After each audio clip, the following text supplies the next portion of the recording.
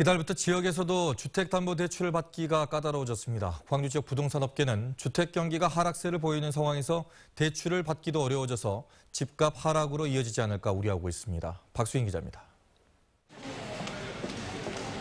이달 들어 주택담보심사제가 강화된 지방은행에 대출 기준에 대한 문의가 평소보다 늘었습니다.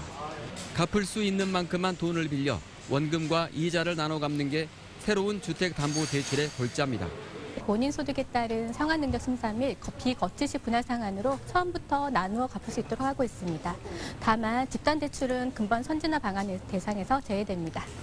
광주 지역 부동산 업계는 강화된 대출 기준이 집값 하락으로 이어지지 않을까 우려하고 있습니다.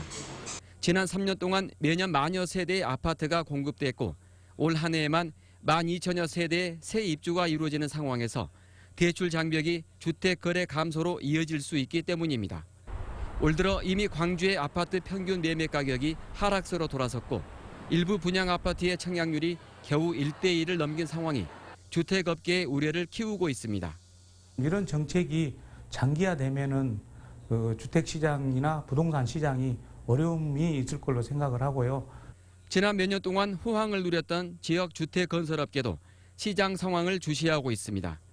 다만 올해 예정된 주택 공급량이 연년의 절반 정도에 그쳐 공급 과잉으로 인한 시장 침체는 없을 것으로 내다봤습니다.